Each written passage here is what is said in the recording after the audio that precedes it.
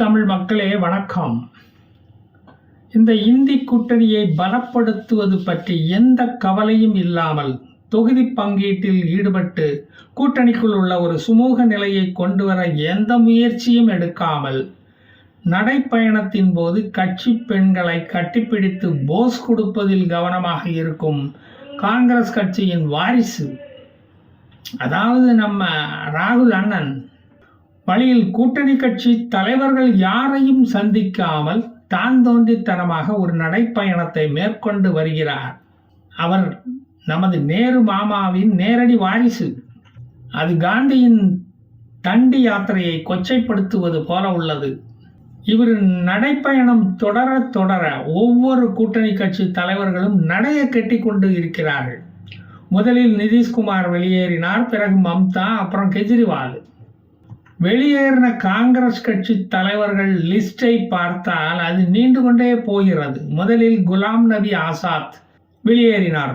பிறகு முன்னாள் union minister Milind Deorah, அப்புறம் ஹர்திக் பட்டேல், பிறகு சுனில் ஜாக்கர், அப்புறம் ஆர்பிஎன் சிங், பிறகு ஜோதிராத்யா சிந்தியா, பிறகு ஜிதின் பிரசாதா, அல்பேஷ் தாக்கூர், அனில் ஆண்டனி, அஸ்வின் குமார்.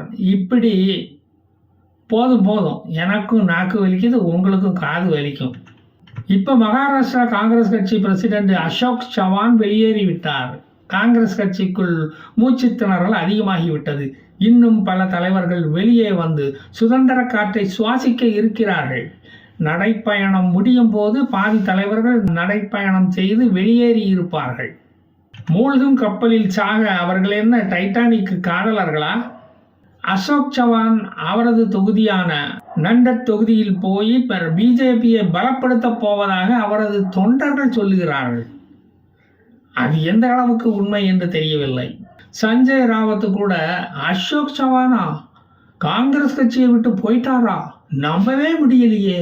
மகாராஷ்டிரா காங்கிரஸுக்கு உயிர் கொடுத்தவரே அவர்தானே, உயிர் கொடுத்த கட்சியை வளர்த்தவரே அவர்தான். ஆமா, இப்ப என்ன, உயிர் பிரிந்து விட்டது, நல்லடக்கம் செய்யப்படும், அதுவாவது ஒழுங்கா நடக்கட்டும். தொண்டர்கள் தான் செய்வது அறியாது திகைக்கிறார்கள் மகாராஷ்டிராவில்.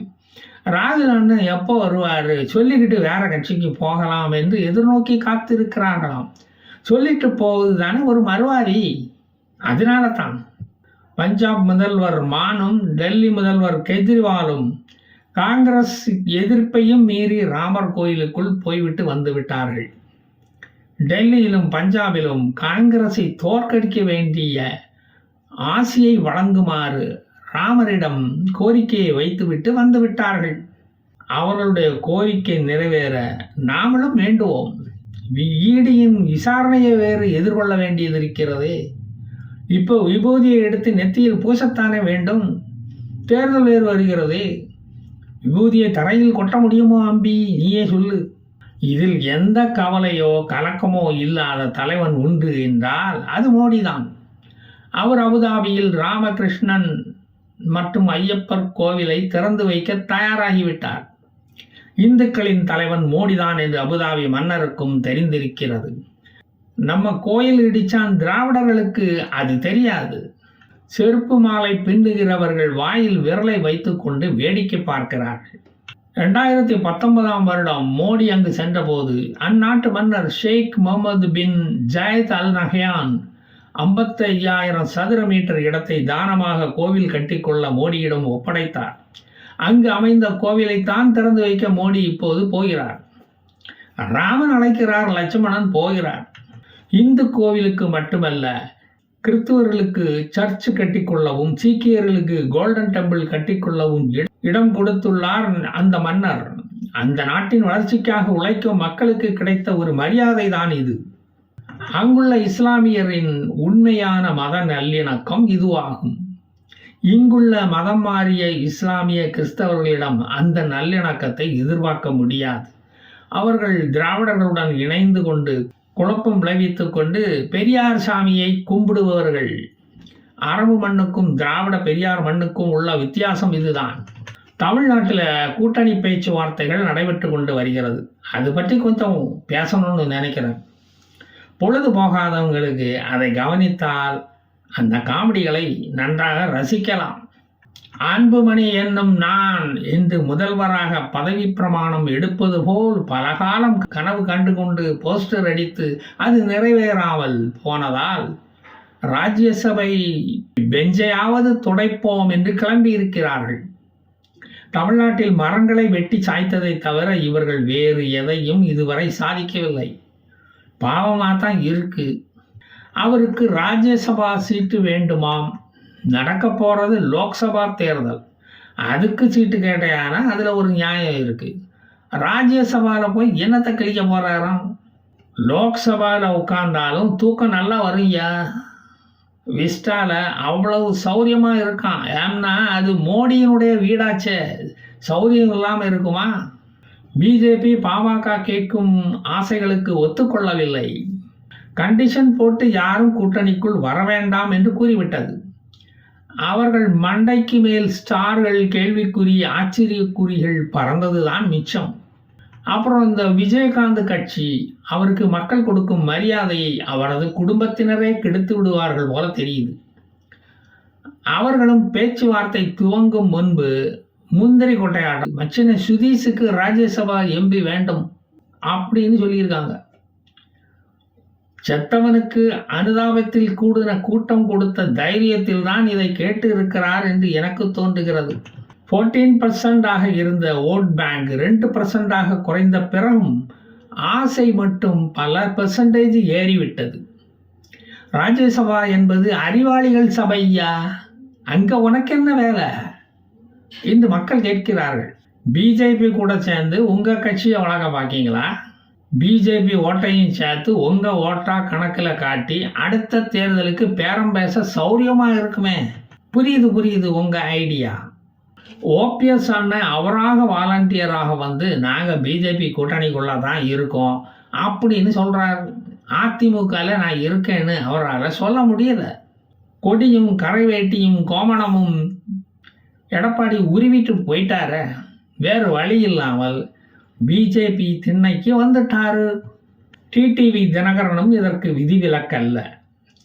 கூட்டணி ஆதரவு என்று எந்த கட்சி வேண்டுமானாலும் சொல்லிக்கொள்ளலாம். ராஜ்யசபாவுக்கு சீட்டு கேட்குற உரிமை அந்த கட்சிகளுக்கு கிடையவே கிடையாது. கொடுப்பதை பிஜேபி கட்சி தான் முடிவு செய்ய வேண்டும். கனவு மட்டுமே தான் உங்களுக்கு காண முடியும். அதற்கு உங்களுக்கு முழு உரிமை உண்டு. கனவு காணுங்கள். பிஜேபி உங்க மாதிரி லெட்டர் பேடு கட்சி அல்ல. முடிவு எடுக்க வேண்டியது அவர்கள்தானே தவிர நீங்கள் அல்ல. தனித்து போட்டியிடக்கூடிய தைரியம் உள்ள கட்சிகளில் பிஜேபியும் ஒன்று. ஜாதி அரசியல் நடத்தும் திருமாவுக்கும் பொது தொகுதி வேண்டுமாம். அப்புறம் எதுக்கு ஜாதி தலைவனா காவலனா தெரிய வேண்டும். அதில் ராஜ்யசபை சீட்டும் வேண்டுமாம். லோக்சபாவிலே இதுவரைக்கும் ஒன்றும் கிழிக்க முடியல. ராஜ்யசபாவில் போய் என்னத்தை கிழிக்க போறாராம். தமிழ்நாட்டு திராவிட கட்சிகளை கதறலில் விடும் கட்சி பிஜேபி. அது ஒன்றே ஒன்றுதான் இப்போது தமிழ்நாட்டில் உள்ளது. ஒரு காலத்தில் 2 எம்பிக்களை வைத்துக்கொண்டு போராடிய கட்சி அது. இன்று 400 எம்பிக்களை ஜெயிப்போம் என்று தைரியமாக சொல்லக்கூடிய கட்சி அது. பிஜேபிக்கு நீங்கள் மனு எழுதி போடலாமே தவிர ஆர்டர் போடும் நிலையில் எந்த கட்சியும் இல்லை. உங்கள் ஆதரவு தேவையில்லை என்று ஜெயலலிதா மாதிரி தைரியமாக அறிவிக்கும் ஆற்றல் உள்ள கட்சி பிஜேபி தான். 10 ஆண்டுகால ஆட்சியில் ஒரு ஊழல் குற்றச்சாட்டுக்கும் ஆளாகாத கட்சி பிஜேபி தான். காங்கிரஸ் கட்சியின் பொய் குற்றச்சாட்டுகளை நிர்மூலமாக்கி உங்கள் முகத்தில் கரி பூசிய கட்சி தான் அது. கம்யூனிஸ்டுகளை காஃபினுக்குள் அடைத்த கட்சி அது. பாகிஸ்தானை தானே அடங்கி போக செய்த கட்சி அது. எல்லையில் சீனாவின் கொட்டத்தை அடக்கிய கட்சி அது. சந்திரனில் பாரத தேசிய கொடியை பறக்கவிட்ட தலைவனை கொண்ட கட்சி அது. கழகம் என்று பெயர் வைத்த எல்லா கட்சிகளையும் பிஜேபி பெயரை கேட்டால் நடுங்க வைக்கும் கட்சி அது. ஒரு பஸ் ஸ்டாண்டை ஒழுங்காக நிர்வகிக்க தெரியாத நீங்களா இந்தியாவை காப்பாற்ற போறீங்க? பஸ் ஸ்டாண்டு நிர்வாகம் செய்வது எப்படி என்று ஸ்பெயினிலோ, ஜப்பானிலோ, மலேசியாவிலோ, சிங்கப்பூரிலோ போய் படித்துவிட்டு வந்து நாற்காலியில் உட்காருங்கள். மழைநீரை வடிய வைக்க கால்வாய் அமைக்க துப்பில்லாத நிர்வாகம் கூரை மேல் ஏறி கோழி பிடிக்க போகிறதாம்.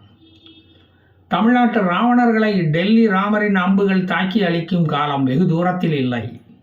பணத்தால் வென்றவன் அதே பணத்தால் அழிவான் என்று காட்டத்தான் ராமன் இப்போது வந்துள்ளான். ஒழிப்பேன் என்று சொன்னவனை ஒழிக்கத்தான் அவன் இப்பொழுது அவதரித்துள்ளான். அதனால்தான் எனக்கு மந்திரி பதவி தேவையில்லை என்று சிறையில் இருப்பவன் கூட கடிதம் எழுதுகிறான். ஸ்டாலினுக்கு மட்டும்தான் லெட்டர் எழுத தெரியுமா? எனக்கும் தெரியும் அப்படின்னு ராஜினாமா கடிதத்தை அனுப்பியுள்ளார் இந்த செந்தில் பாலாஜி. அது ஸ்டாலினுக்கு விடப்பட்ட சவால் என்பது எத்தனை பேருக்கு தெரியும்? சாராயத்தால் தமிழ்தாயின் தாலி அறுத்தவனின் தாலி தரையில் விழப்போவது வெகு தூரத்தில் இல்லை.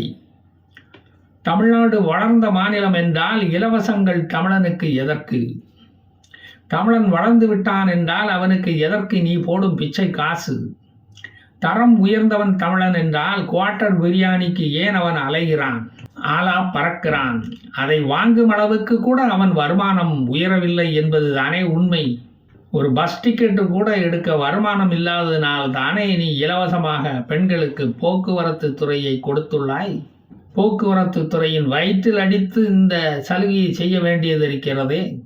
திராவிடம் தமிழனை வறுமையில் வைத்துள்ளதனால் தானே அவன் வாழைக்கொலைகளையும் தென்னங்கொலைகளையும் கண்டதும் அறுத்து கொண்டு போகிறான்.